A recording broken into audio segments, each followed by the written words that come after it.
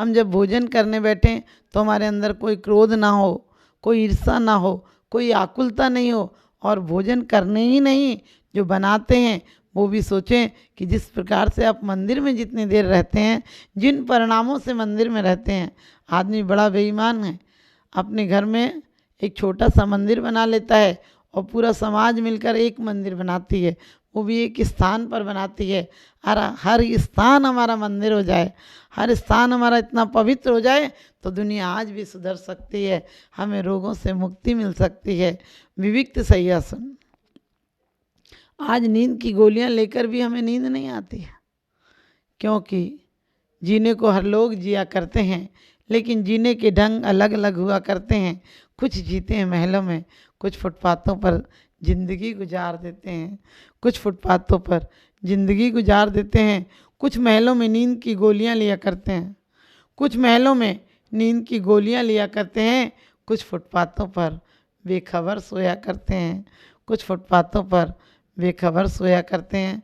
तो हम बेखबर नहीं, हम खबरदार होकर पापों की प्रवृत्तियों को अंदर ना आने दें, हम बिल्कुल जागृत रहें। आपने देखा होगा, हम जीते जी दिन में तो पापों से बच जाते हैं, क्योंकि वो हमारा शरीर बच जाता है, लेकिन पापों की हमारे अंदर संस्कार ऐसे पड़े हैं कि सोने के बाद भी आप दिन में जो पाप नहीं कर पाते हैं, वो आप सोने के बाद उनके सपने देखने लगते हैं। और जिस प्रकार से जो हम आखिरी ख्याल होता है रात में सोते टाइम जो ख्याल होता है, वही हमारा सुबह पहला ख्याल होता है। तो हम सोते टाइम ऐसे ख्यालों से सोएं, परमात्मा की याद में सोएं, परमात्मा की स्मृति में सोएं, क्योंकि तुम्हारी याद में रो लेती हूँ, तुम्हारी याद में रो लेती हूँ, तुम्हारे ख्यालों में खो लेती हूँ। तुम दिन में नहीं आते भगवान, रात में सपनों में आओगे, यही सोचकर सो लेती हूँ, यही सोचकर सो लेती हूँ। ध्यान रखना, जिस प्रकार से कहा रात का ख्याल आपका सुबह का पहला ख्याल हो जाता है। जिन भावों से आप सोते हैं, उन्हीं भावनाओं से आप जागते समय पहला प्रथम विचार आपका वही होता है। तो मैं यही कहूँगी कि आप लोग प्रथम विचार अपना ऐसा बनाएं कि जो ये जीवन होगा वैसा ही अगला जीवन मिलेगा। अरे भविष्य मत बताना, जो वर्तमान होगा वही भविष्य बनकर आएगा, क्योंकि कल ही आज बनकर आता है। हम रोज सुन लेते हैं कि भोगे जो भोग पहले, उनका न हो विस्मरण, मैं राज्य संपदाया पद इंद्र का न चाहूँ। इंद्र का पद नहीं चाहिए। क्यों नहीं चाहिए? क्योंकि भोग वहाँ भी मिलेंगे, और ये भोग बुरे भव रोग बढ़ावें, बेरी हैं जग जी के, बेरस होए विपाक समय अति सेवत लागे नीके। कहा है भोगों का स्मरण देखने में तो सुंदर लगता है, लेकिन भोग भोगने के बाद उसकी दाह समाप्त नहीं होती है। कोई भी भोगों को हम देख लें, जब तक मिलते नहीं तब तक उनकी वासना सताती है, और मिल जाएं तो उनका संसर्ग भी सताता है, और वियोग हो जाएं तो उनका स्मरण भी सताता है। तो हम लोग आपने देखा होगा, बचपन में हम जवानी की बातें करते हैं, और जवानी में कोई बुढ़ापे की बातें नहीं करता है। बूढ़ा हो जाए तो जवानी और बचपन की बातें तो करता है, लेकिन हम हमेशा कहते हैं जिंदगी भर धन कमाने में लगा देते हैं, जिंदगी भर लौकिक ज्ञान में लगा देते हैं। जब मरने का समय आता है तो कहते हैं परमात्मा तू बुला लेना, परमात्मा तू उठा लेना। अरे परमात्मा क्या उठाएगा? जहाँ तुमने जवानी लगा दी, जहाँ शक्ति लगा दी, वही शक्ति तुम्हें आगे भी भक्ति से रोक देगी। तो अभी जवानी है, जब तक बचपन में सिर्फ पढ़ाना मत बच्चों को संस्कार देना, बच्चों को वो संस्कार देना ताकि तुम्हारे परमात्मा का स्मरण उनके हृदय में रहे और वो पापों से बचते रहें। आज जितने भी अत्याचार, अनाचार, बलात्कार होते हैं, आपने देखा होगा, कभी संस्कारित घर के बच्चे नहीं करते हैं। कभी जिनकी सोसाइटी खराब होती है, जिन बच्चों की संगति खराब होती है, वही बच्चे करते हैं, और आखिरी में अपनी ज़िंदगी को गंवा बैठते हैं। यहाँ इतनी बदनसीबी और बदकारी की ज़िंदगी जीते हैं कि लोग उनका चेहरा देखना पसंद नहीं करते हैं। तो हम अपने चेहरे को इतना सुंदर बनाएं।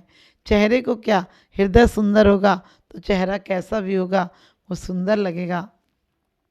मत रूप निहारो दर्पण में, दर्पण मैला हो जाएगा। निज रूप निहारो अंतर में, अंतर उजला हो जाएगा। तो अपने अंतरंग को इतना सुंदर बनाएं। भगवान की जब भी महावीर बुद्ध आदि की बात आती है तो कहते हैं उनका संसार, उनके शांत मुद्रा इतनी मनमोहक थी, इतने उनके अंतरंग का समता परिणाम बाहर भी झलकता था कि लोग देखकर उसमें प्रभावित हो जाते थे, उनका अनुसरण करने के लिए लालायित हो जाते थे। तो अपनी ज़िंदगी को ऐसा बनाएं, ज़िंदगी को इतना बढ़िया बनाएं कि दुनिया याद करे, हम जिएं तब भी याद करें और मरें तो हमारी मौत निर्वाण बने। और कहते हैं काय क्लेश के बाद काय कलेश, काय कलेश हम संसार के लिए बहुत काय कलेश करते हैं। सर्दी हो, गर्मी हो, बरसात हो, बच्चा स्कूल टाइम पर जाता है, आपके पति ऑफिस टाइम पर जाते हैं, आपके पिताजी, हर चीज़ का हमारा टाइम टेबल बना हुआ है घर में, कब खाना, कब सोना, कब ट्यूशन जाना, कब एक्सरसाइज करना। लेकिन अफसोस होता है हम अध्यात्म की दुनिया में रहने वाले भारत वाले, हमारा भक्ति का टाइम, भक्ति का समय हमारा कोई निश्चित नहीं होता है। फिर हम परमात्मा से कहते तू मेरा ख्याल रखना, तुम क्या परमात्मा का ख्याल रखते हो, आप क्या परमात्मा का ख्याल रखते हो। अरे कम से कम हर काम की तरह आपका एक समय निश्चित होना चाहिए जो आप परिवार और संसार को नहीं देंगे, वो समय आप सिर्फ संतों को देंगे, वो समय आप सिर्फ सद्गुरुओं को देंगे और परमात्मा को देंगे। यदि परमात्मा को तुम समय दोगे तो परमात्मा तुम्हें अपना पूरा समय देगा। किसी ने बड़ी अच्छी बात कही है कि तुम सोने के पहले किसी की गलतियां माफ़ कर देना, परमात्मा तुम्हारी ज़िंदगी में अमृत की झोलियां भर देगा, जागने के पहले तुम्हें खुशियां देगा। तो हमने कहा कि तप के माध्यम से अपने अंतरंग को शुद्ध बनाना है, तप के माध्यम से हमारे अंदर इतनी कंचन सी काया नहीं, आत्मा भी कंचन सी हो जाए, क्योंकि तप में आत्मशक्ति का परीक्षण होता है, आत्मशक्ति का निरीक्षण होता है। और आत्मशक्ति को हम सिर्फ आत्म विशुद्धि के लिए बढ़ाएं, कुछ पाने के लिए नहीं बढ़ाएं, क्योंकि भिखारियों में कोई अंतर नहीं होता है। एक मंदिर के बाहर भीख मांगता है, एक मंदिर के अंदर भीख मांगता है, वस्त्रों में फ़र्क होता है, भिखारी पने में कोई फ़र्क नहीं होता है। भिखारी दोनों भिखारी होते हैं, मंदिर का आदमी या बड़ा आदमी ज़रा ज़्यादा बड़ा भिखारी होता है, और गरीब आदमी सिर्फ मांगेगा तो 2 टाइम की रोटी मांगेगा, एक मकान मांगेगा, अमीर मांगेगा तो फैक्ट्री मांगेगा, बहुत बड़े बड़े मील मांगेगा, कारखाने मांगेगा, और जब मरने लगेगा तो स्वर्ग मांगेगा। ध्यान रखना, हमारे मंदिर को हमने सुपर मार्केट बना दिया है। हम वीतरागता की बात करते हैं, लेकिन वीतरागता का अंश भी हमारे अंदर नहीं आता है। हम अपने वंश को, हम उस वंशज, भगवान के वंशज हैं जिन्होंने सब कुछ होते हुए सब कुछ त्याग दिया था। महावीर भगवान जब तपस्या करने जाने लगे तो बुज़ुर्ग लोगों ने उनसे कहा कि बेटा तुम ये सब छोड़ के जा रहे हो, अरे सोचो तुम्हारे घर में सब कुछ संपत्ति के अंबार लगे हैं, पिताजी माता तुम्हें कितना प्यार करते हैं, हम लोग उस संपत्ति को पाने के लिए तड़फे जा रहे हैं, मिलती नहीं, देखने को नहीं मिलती, और तुम्हें मिली है तो तुम छोड़ कर जा रहे हो। महावीर ने कहा कि तुमने देखा बाहर से, मैंने अंतरंग से देखा और उसमें कुछ है नहीं। देखने में जितनी संपत्ति, उसका स्मरण जितना सुखद है, वास्तव में उसको पाने के बाद कुछ नहीं है। इसलिए मैंने देखा है और मैं जा रहा हूँ छोड़कर। और आप भी ध्यान रखना, पश्चिम के लोगों को लोग कहते हैं कि पश्चिम में धर्म नहीं है, लेकिन पश्चिम के लोग पहुँच कर लौट रहे हैं, हमें मिला नहीं, हम जिंदगी भर भिखारियों की तरह उसे पाने के लिए लालयित हैं। तो हम अपने जीवन को अच्छा बनाएं, समृद्धशाली बनाएं, और अंतरंग से समृद्धशाली बनाएं, गुणवान बनाएं, ताकि हमारे जीवन में खुशियों का अंबार लग जाए और आपका जीवन आपको तप के माध्यम से इस जीवन में सुख शांति दे और अगला जीवन आपको परमात्मा भय बना दे। बोलिए आदिनाथ भगवान की जय। सत्य मैत्री गुण सो प्रमोदम क्लिष्टेषु जीवेषु कृपा परतम माध्यस्थ भावम विपरीत वृत्तो सदा ममात्मा विदधात देवी। सत्य मैत्री, जीवन में 4 गुण आ जाएं तो इंसान का मोक्ष कोई नहीं रोक सकता है। और ये 4 गुण इंसान के अंदर ही आ सकते हैं। हम जीवन को विकास करना चाहते हैं, हम चाहते हैं कि हम बुद्धि से जिएं, लेकिन हम बुद्धि से नहीं जी पाते हैं, हम विचारों से नहीं जी पाते हैं, हम भावनाओं से जीते हैं। हम कई बार विचार करते हैं कि कल क्रोध नहीं करेंगे, लेकिन क्रोध करने लगते हैं। कई बार विचार करते हैं कि आज के बाद किसी से नहीं वो ऐसा बुरा बोलेंगे, लेकिन फिर भी हम बोलने लग जाते हैं, क्योंकि हम बुद्धि से कम भावनाओं से ज़्यादा, जैसी हमारी भावनाएं जिस समय उठती हैं हम अपने आप को रोक नहीं पाते हैं। जबकि ऊर्जा कोई क्रोध कराता नहीं है, हमारे अंदर क्रोध आता है तो हमें किसी भी परिस्थितियों पर आता है। आजकल हमारे क्रोध का कोई स्तर नहीं रहा। मोबाइल चार्ज नहीं हो तो क्रोध आ जाता है, पेन की इंक खत्म हो जाए तो क्रोध आ जाता है, खाने में थोड़ा सा नमक कम हो तो क्रोध आ जाता है, क्योंकि हमने अपने जीवन के स्तर को ऊंचा नहीं बनाया। हमने जीवन के स्तर को दूसरों पर छोड़ दिया है। हमारे जीवन का मालिक जैसे कोई और हो गया है।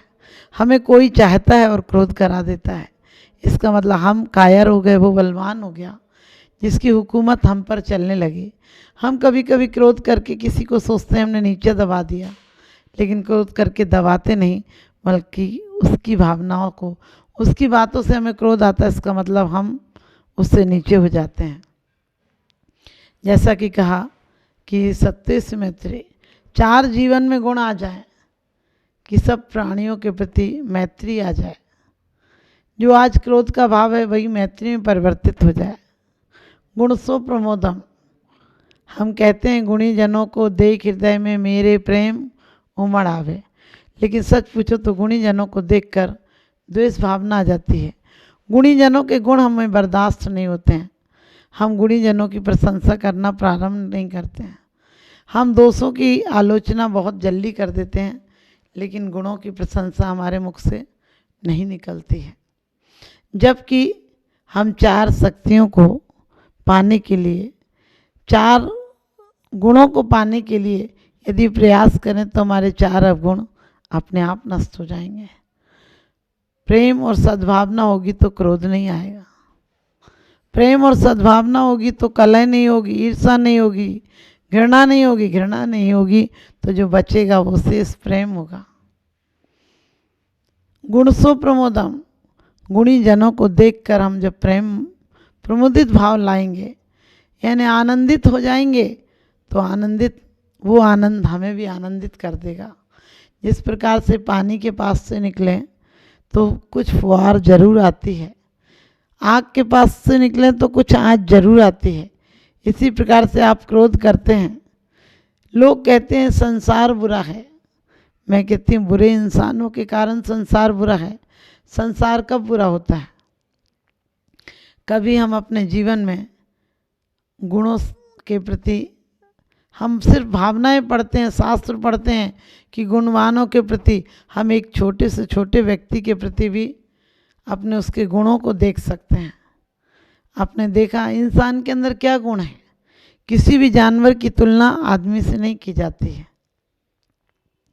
बल्कि आदमी को अच्छाइयाँ बताने के लिए जानवरों से तुलना की जाती है कि सिंह जैसा पराक्रम, हाथी जैसी चाल, मोर जैसा सुंदर, तोते जैसी नाक, हर चीज़ आप देखो जानवरों से उपमा की गई, कुत्ते जैसी नींद, बगुला जैसा ध्यान, लेकिन आदमी जैसा कोई जानवर को नहीं कहा जाता है, क्योंकि जो जानवर जो होता है वो पूर्ण होता है, लेकिन आदमी ऐसा होता है जो होता है वही आधा होता है। कभी कभी हम किसी को कहते हैं ना कि तुम इंसान तो बन जाते कम से कम, तो आपने ये देखा कि हम किन गुणों को लाएं तो अब गुण अपने आप समाप्त हो जाएंगे। अब गुणों को गाली देने की ज़रूरत नहीं है, अपने अंदर मैत्री भाव लाइए। और मैत्री सिर्फ किसी के प्रति नहीं हो, किसी कारण से नहीं हो, अकारण हो, संबंध नहीं हो, हमारा स्वभाव हो। अभी तो हम ये देखते हैं किससे बोलना, किससे फ़ायदा होगा, कौन कितना ऊंचा है, उससे ही हम संबंध बनाते हैं। नीचे लोगों से हम संबंध बनाना पसंद नहीं करते हैं। यदि कोई अच्छा आदमी हो तो हम सोचते हैं इससे हमारा मन करता है कि इससे रिलेशन हो। अरे मन तो ऐसा हो कि पत्थर और पौधों के प्रति भी हम प्रेम बिखेरें। हमारे यहाँ पुराने लोग भले उसे रूढ़ियाँ कह दें, मिथ्यात कह दें, लेकिन पुराने लोग कितने प्रेम से भरे हुए थे। एक गांव मोहल्ले की किसी भी लेडीज यदि बड़ी उम्र की होती थी तो ताई और दादी कहते थे, बराबर की उम्र की होती थी तो माँ, चाची, ताई, इस प्रकार से कहते थे। और यदि छोटी होती थी तो बहन, बेटियों के नाम से बुलाते थे उन्हें। इतना प्यार था, गांव में एक जमाई आ जाए तो पूरे गांव का जमाई माना जाता था। पूरे गांव में उसको भोजन के लिए बुलाते थे। और आज बदनसीबी कोई अपने जमाई को भी ठीक से बोलने का वक्त नहीं मिलता है। हमारे यहाँ सुविधाएं कम थी, साधन कम थे, लेकिन आनंद बहुत था। आज तक हमने आनंद को पहचाना नहीं है। आनंद की सिर्फ चर्चा करते हैं। हम जिसको कहते हैं कि दुख है, दुखी हैं, दुखी हैं, वो क्या दुख है हमें? हमें दुख नहीं है, हमें पदार्थों की कमी है। और जो शारीरिक बाहर का दुख है वह बाहर की चीज़ों से मिट जाता है।